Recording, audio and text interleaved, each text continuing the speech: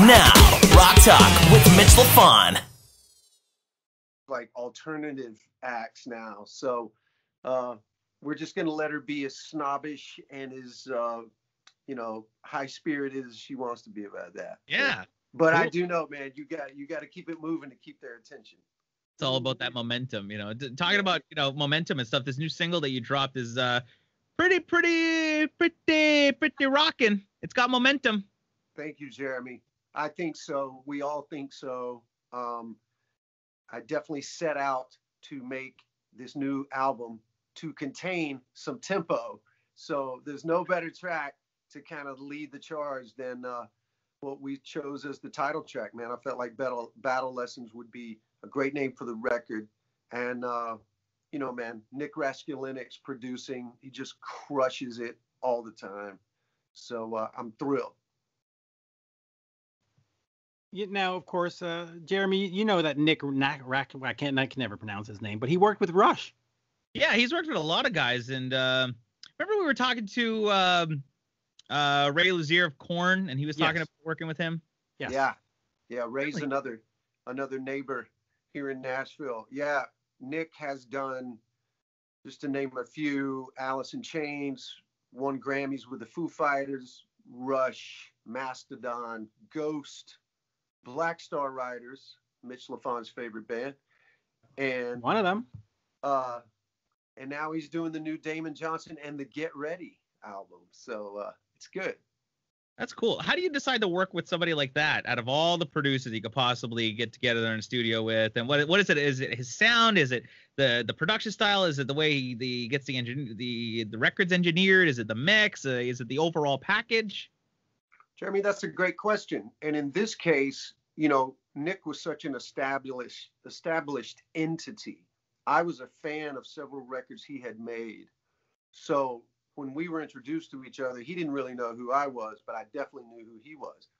So it was fortuitous that the two of us and our wives, we really hit it off fast, man, and became friends because he only lives about 20 minutes away here in Nashville. Right. So I think we're at some party somewhere, and he's like, well, man, do you just play guitar? Do you write songs? And, how you do. And he invited me over to the studio one time. He said, well, bring some songs. Let's see what you got. And that led to us making an EP together back in 2016.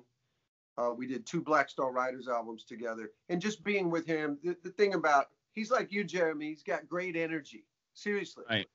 He's always energetic. He brings a real zealous love of big rock, man. He wants the guitars peeling your face off. He wants the drums crashing, but he's so committed to melody, great hooks, great lyrics. And so imagine the thrill for me when I played him 6 demos for this new record, and he couldn't have been, I couldn't have dreamt of a better reaction. And he was like, yes, I want to do this. Let's do it. It was just like that, man. So I was super thrilled and really grateful. Where did the riff for this song Battle Lessons come from? Because I'm listening to it a while ago in the car, and obviously I got to compliment the production. It sounds nice. It's like nice, modern sounding, MIDI range kind of, tone to the production and everything. But the only thing I did have a comment on was the drums. I was expecting like a Nico McBrain style, like Iron Maiden drum feel to come in, and it was the complete opposite because like that riff is so Iron Maiden. It's definitely an Iron Maiden riff, man. I wish my collaborator Jim was here right now because he sent me this rough idea, and I called him straight away. I said, hey, brother, listen, Iron Maiden has already written The Trooper. I can't, we're going to get sued. Well, that's what I was expecting. I was going to hear the like that, kind of like that straight drum beat, but on the ride. But it sounds great either way. But it's cool that you say that because as soon as I heard it, I was like, Iron Maiden reference. I like this. I like it. Well, I assure you this too, man. I mean, I've been making records for over 25 years. I've never written anything so closely comparable to anything Iron Maiden. Well, I wouldn't necessarily say it's comparable. It's more an homage in a sense. Like it's not a listen. It's not a replication. It's not a duplicating anything. It's like it's an original song, but it's got the essence of an Iron Maiden song. It absolutely does, brother. And that is why I was so thrilled with the song. And the thing that took me down the path to finish it was I started singing.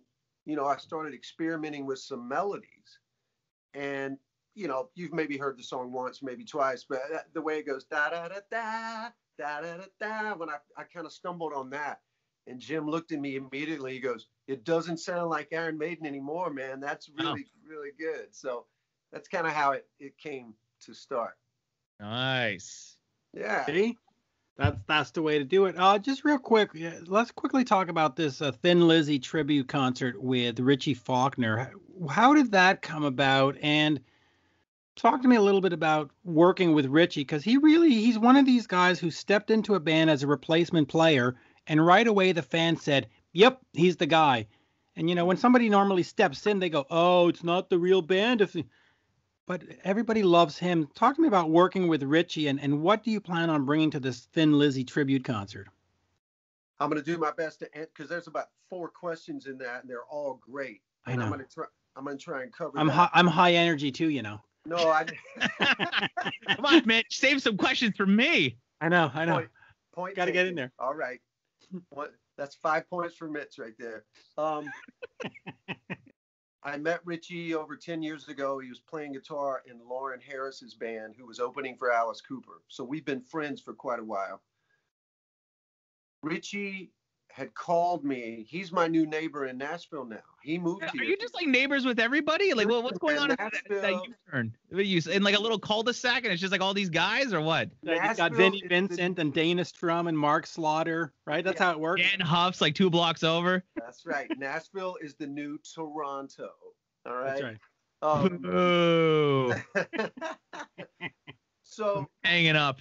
Richie had seen that my trio was doing a couple of live streams, and he just said, "Hey man, if you ever fancy, adding another guitar, just want to have some fun," he says, "Man, I'm yours." He goes, "I love your stuff, and it would be fun." So I kind of tucked that idea in my head. Move forward another month, and we knew that we were going to release the new single. We had the date on the calendar, and we were like, "Well, what can we do? Let's do a live stream that day. Let's try and coordinate all this activity."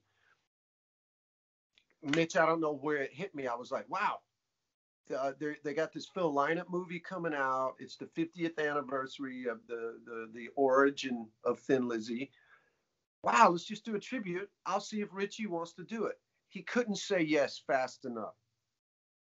He said, "How many songs are we going to do?" I said, "A bunch." He goes, "Great." All of them. The more the merrier. So I had 2 rehearsals with my trio, and then I got together with Richie twice, just the 2 of us. We had our first rehearsal on Saturday. Guys, it is beyond epic. I cannot tell you how fantastic this band sounds. It's an honor to have Richie playing with us. And to your last question there, Mitch, the Judas Priest community openly embraced Richie immediately. 1, because he's an incredible guitarist. 2, because he treats that role with the utmost respect and would never, he's just not the kind of guy to try and showboat or draw attention to himself. He knows what that spot represents and how important it is to the fans. And I've even talked to the other guys in Priest, man. I mean, they couldn't be happier with him. I talked to Rob, I talked to Glenn.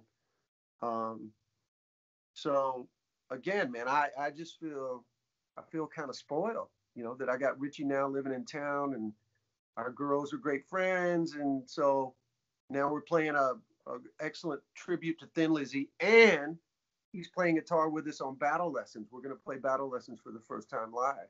Oh, nice. Oh, very nice. Now, I want to throw something out here that I don't even think Jeremy knows about, but there is a company in Canada called Wizard Amplifiers, or Wizard Amplifiers. I know about Wizard Amps. Right. So they're out in Cornwall. I know this shit, Mitch. Come on. You're a gear whore, we know. Now, they're out in Cornwall, which is down the street from us, and Rick St. Pierre owns that, and Damon has been sponsored by them and using them for years. But Rick is also AC/DC's amplifier tech. He was. He doesn't work with him anymore, but he did for quite some time. Yes. So wait, Wizard Amps is in Cornwall, like down the road? Yeah, like 45 minutes from us. Yeah. Across from Aguasasne. Yes. What? Yes. I had no idea. Yes. Jeremy, I've been there many times. Yeah, dude, I'm from the native reservation across the water from Cornwall. I'm from their sister community. It's called Gahnawaga, just outside of Montreal. So it's Mohawk community, Mohawk connection right there. Oh wow, small I had world. no idea that Wizard was in Cornwall. That's nuts. Yeah. Yes, and in fact, Damon recorded some stuff in Cornwall. Was it last summer? Yeah, it was last summer. Yeah, last summer. What is that, by the way? What is happening with those recordings? Were they part of this new project that you're putting out, or is that for something down the road? Yeah, it's the 20th anniversary of the very first solo record I ever put out, and it was an acoustic-based record. So the thing I did with Rick in Cornwall was going to be like a bonus track, because I kind of did a rearrangement of an old Brother Kane song, and it turned out amazing. But I got so quickly into writing this new record that I kind of shelved the acoustic record idea. I guess I'm going to miss the window of the official 20th anniversary. So we'll wait till next year and call it the 21st anniversary. Yeah, that's okay. Hey, and nothing's on time. Nothing happened. It is what it is. You know? Yeah. Talking about Wizard amps, just really quick, talking about Wizard amps though, like how did you decide to start using Wizards? And were you using like the ARD Wizard amp, or because I know that was like kind of like the it's the Malcolm Young kind of name. Wow, look at you, Jeremy. You do know what you're talking about, man. I met Rick way back in 1995 at the big NAMM show, the musical instrument convention. We just hit it off, and he was aware of Brother Kane, the band I was in at the time, and the very first amp of his that I played was an ARD. I still have that original 412 cabinet that has ARD up in one corner. Ooh. And as a matter of fact, I'm going to be playing it on the show, on the live stream Friday night. Eat. Yeah. So, Rick, honestly, guys, I just feel so fortunate that he just took such a liking to me. We've stayed in touch through the years. I had the amazing honor of having him actually come out. He guitar teched for me on a tour when I was with Alice Cooper in 2006. Nice.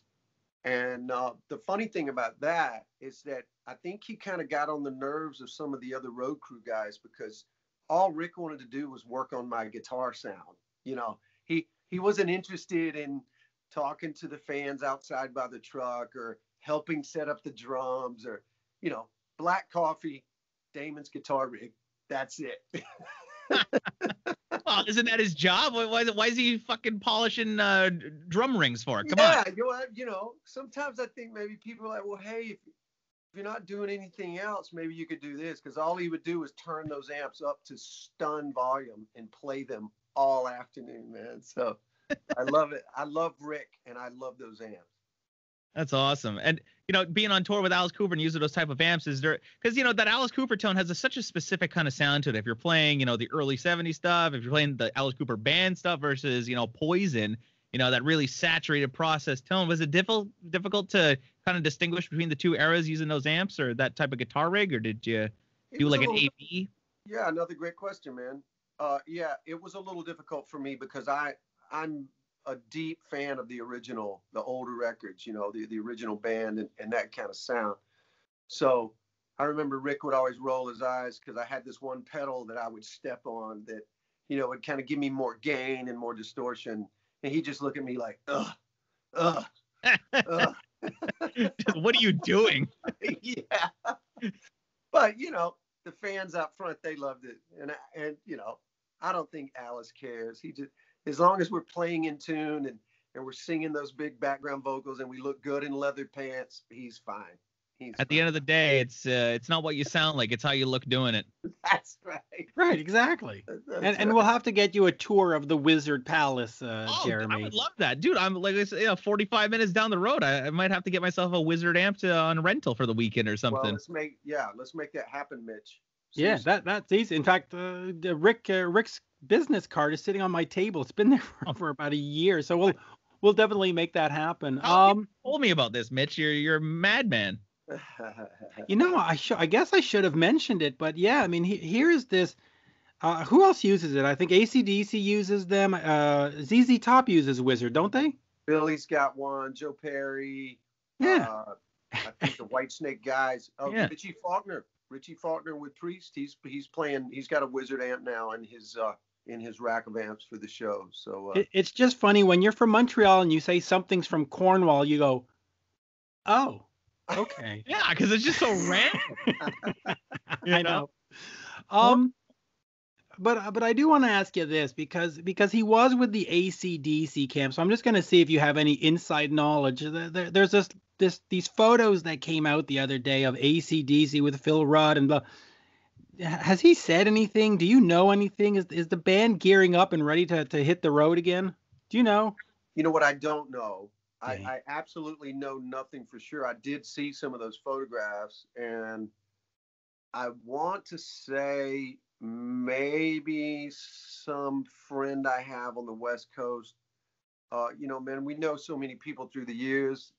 Some of the Guns N' Roses camp guys, I want to say maybe somebody mentioned like, oh yeah, Brian was doing a jam with the band. So if Brian is singing with them, man, they're working on trying to get it together. But I mean, I'm sure they're like any other giant band. They're going to probably be the last bands to be able to go back on tour proper, because they're not going to go play a socially distanced music hall.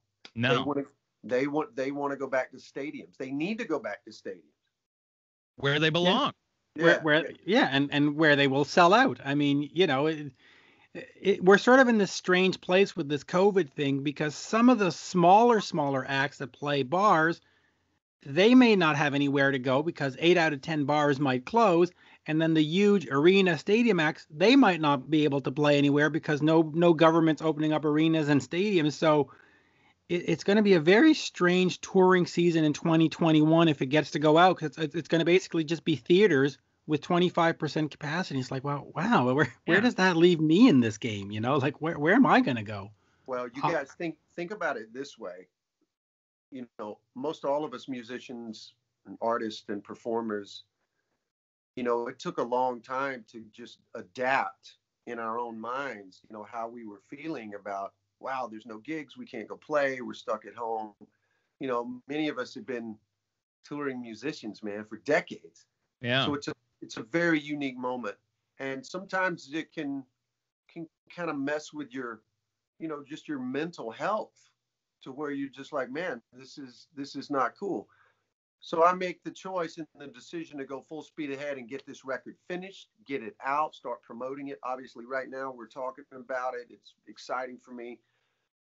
At some point, by say November, everything will be set up. The record's out. The promo's done. Then, if I'm not able to go on the road and play, and that's going to be even a double downer. And then I'm going to get triple depressed, and I don't know how I'm going to handle that, man. So I may have created more of a monster than I should have. Yeah, and it's record out right now. And it's a tough spot because a lot of the crew guys, the ones that are really suffering in all of this, they might end up just going to get new jobs. And when it does open up again, they'll be like, hey, man, I can't go with you. I got a family to feed. I'm now working at whatever, a Ford dealership. I can't give it up. And it's going to be a very strange void to fill. I want to go back to that point, though, Mitch. It's the music industry is so weird because you look. My grandparents, they love watching MSNBC upstairs. That's all. They're glued to the TV watching that crap. It's so boring to me. And they just keep talking about, the airline industry. This and that. But nobody's talking about the music biz and the touring business in general. I mean, there's millions of people that are out of work, and it just stopped. It stopped. Like my agent, Barry, Mitch, for example, it's like, they had tours with, Metallica and Guns N' Roses, and all the Cirque du Soleil shows and the Backstreet Boys that he had booked for South America. Mm-hmm. Yeah, and it's like all of a sudden, boom. So they're telling me, like, all those local people that would have been employed, from the merch vendors to the concession sellers to even the local crew that helps load in and out to the tour personnel. It's like that's thousands of people. But in general, around the world in the biz, there's no tours. There's no job to go out and do. And all those people are out of freaking work. And it doesn't look like it's going to come back anytime soon, but nobody's talking about it. Right. And those workers are probably not going to come back. Listen, if I was one of those guys, I would go down to whatever, the Ralph supermarket, the Ford dealership, and I would get a new job. And then when it comes back, I'd say, hey, listen, I'm not going to quit the certain new job to go back to maybe having this problem again. I would be gone. Well, that's it. You know, do you take, being guitar tech or stocking the shelf at Ralph's? What's I'm stocking the shelves at Ralph's. Well, I've spoken to some friends, that are on the technical side and in the crew side of things. And, more than one of them has expressed the sentiment of, like, in a way, they almost feel like they were caught by surprise, like almost unprepared. Right. And I remember one buddy from St. Louis, he said, look, man, I can't afford to be in this position ever again. Exactly. Just that in and of itself lends itself to many of the guys have already started looking for other stuff. They've already taken other jobs. Yeah. But what does that also say about the industry? Because how come people within the industry weren't prepared for something like this? Like, does it go to say how shitty of a business it is? Okay, here's $200. Go load some guitars in. Okay, that's a great living while it's happening. And then, but when it's not happening, well, what the fuck are you doing with yourself? Well, but Jeremy, I mean, there's just never been anything like this ever. Yeah. Crew guys have been on tour since the late 60s, for God's sake. And, a pandemic is just something you saw at the movie theater. It wasn't really going to happen. It would never happen to us, not in our lifetime. Oh, never. So, it just never crossed anyone's mind to, I mean, it's one thing to take out, health insurance or car insurance, but there's almost no point to think like, oh, well, what if all of a sudden our entire industry is shut down? It's just unfathomable. It's just not foreseeable. Yeah. So now the fact that it's happened, everyone is forced to think differently. Yeah. Right. And that's kind of my point there, that it's not just, oh, Damon's not playing a show. It's the whole industry that is, anyway, it's going to be hard to revive it. Before we leave, I have to ask you about this. An article came out not too long ago where it talks about how Damon Johnson had a secret jam with Bon Jovi and that you were being touted as a future replacement guitarist. Explain this story to me. Did you actually have a secret jam or an audition with Bon Jovi? I don't know if it was a secret. I just heard of it, so pretty secret. Yeah. Well, look, man, it was they were trying to figure out what they were going to do in the post Richie Sambora era. And John and I have some mutual friends. We had never met before. I don't think he'd ever heard my name until, my friend mentioned me to him. But he was in Nashville on business. We got together and had a meeting, and he was just saying, yeah, we'd like to maybe jam with a couple of other guys. He had done some homework. He had looked up, some of my stuff on Spotify and YouTube and things like that. And, just based on that meeting, and, we had a good hang, and it was cool. He just says, well, listen, let's get together. My guys will get in touch with you. And about 2 weeks later, man, I took a flight, went up there one morning, straight into a cab, straight to the studio. I walked in, and there's the band. And we played, 5 or 6 songs together. And it was a blast. I can certainly play those songs on guitar. I played many of them when they were hits on the radio back in the mid 80s, and I was playing the bars, Yeah. But they decided that they wanted to stick with Phil. Phil's such a great fit. Phil is such a great player. He's a great singer, and he's a personality, in his own right. And I think they definitely did the right thing. And yeah, I mean, that was kind of the extent of it.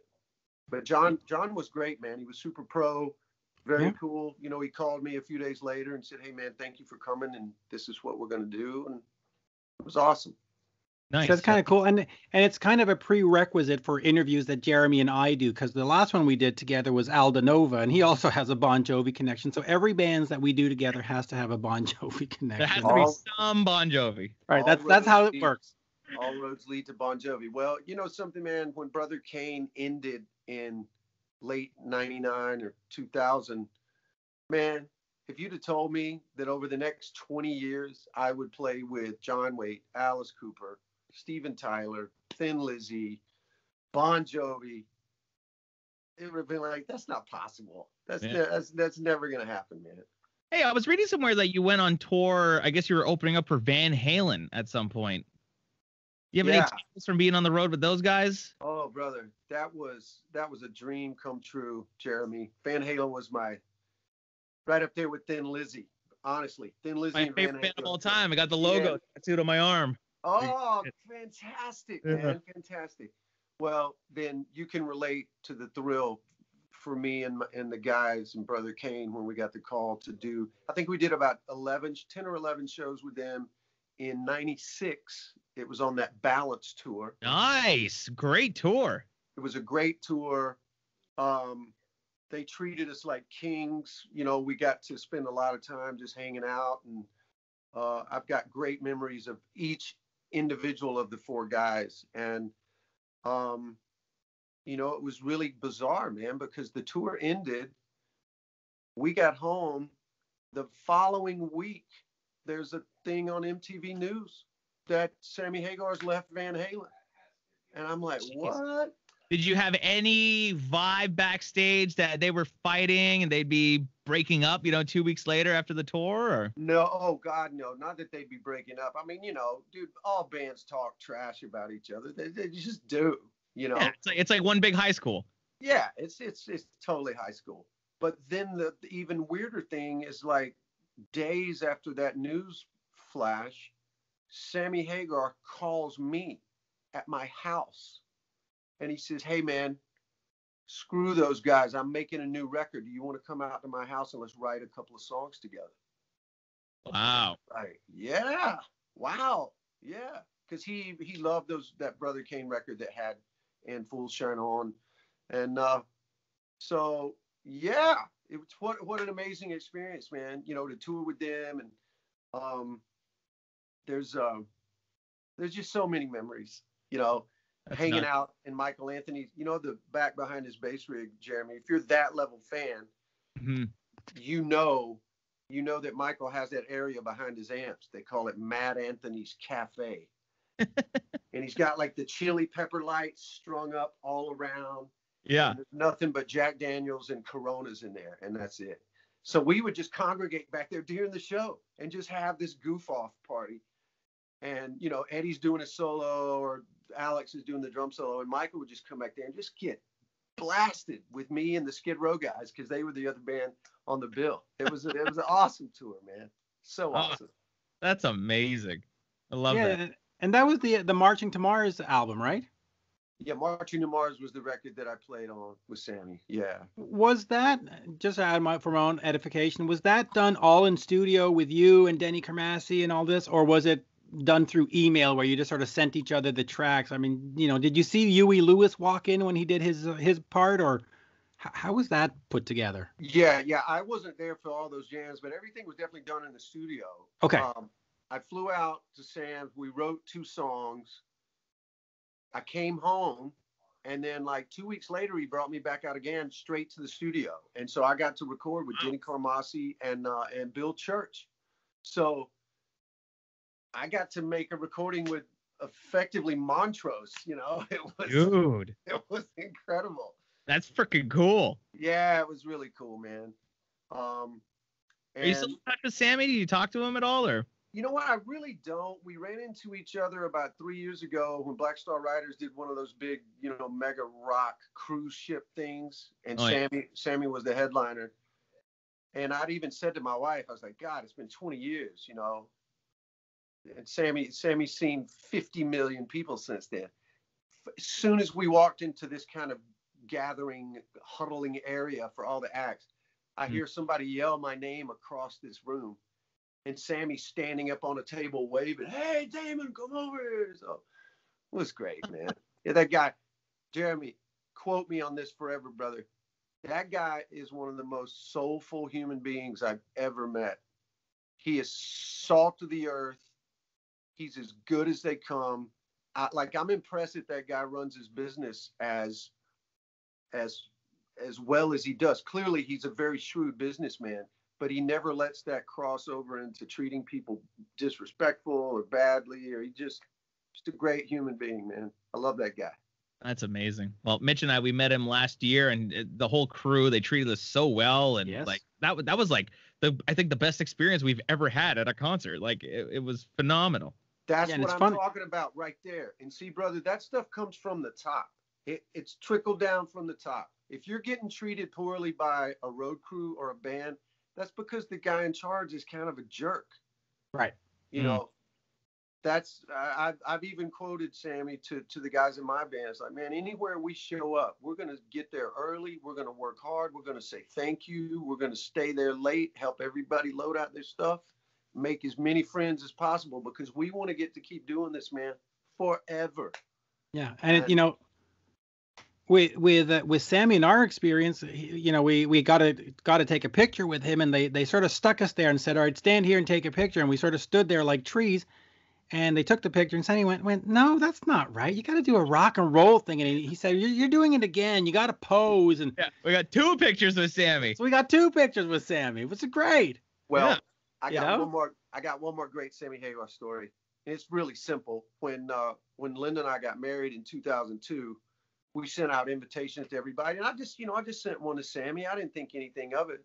So all the family flies in from, her family, my family. It's this big wedding, man. It was about 400 people. It was a big deal. Well, the day before, there's this giant box that comes to the front of the house from the UPS guy. Sammy sent us 3 cases of Cabo Wabo tequila. The entire wedding party was blinked. I mean, I've got some stories, man, of like embarrassing people that, like school teachers and doctors and lawyers, like hugging the toilet. They were so drunk, man. Hey, that Cabo Wabo tequila is some good shit. His new one is even better. That mezquila. Oh my God. Yeah. I had some of that recently, man. So we got nothing but mad love for Sammy Hagar, man. You see, and that's a battle lesson right there, drinking all that tequila at a wedding. Oh, it is, man. And listen, that's a goal. We want to go out with Sammy and do some dates. We did have a little exchange on Instagram the other day, and he's like, "Come on, man, let's get it together. Let's do something." So, dude, well, if you go on the road with Sammy next summer, dude, count us in. We are there. You will be my honored guest anytime, man. And I'll get to try your Wizard amp. You got to try that Wizard, brother. There is no substitute. There's nothing like it. There you go. I love it. Well, I guess we'll wrap it up. This is a really cool chat, man. Awesome to meet you. And wow, I'm excited to watch this live stream and see what's happening. And this new album and the song is rocking. I love all of it. You got a new fan. Well, thank you, Jeremy. It's great to meet you and talk with you, Mitch. My old friend, brother. Thank you so much. Yeah, Mitch has been talking, has been singing your praises. So he's like, you got to talk to Damon. You'll love Damon. I'm like, okay. Ah, man. Well, I know. Mitch and I go way back, and brother, you were certainly supportive of my record last year, which is a big moment for me. Can I mention, guys, tell everybody to get tickets to the live stream. Mm-hmm. They go to damonjohnson.veeps.com. Veeps is V as in Victor, EEPS.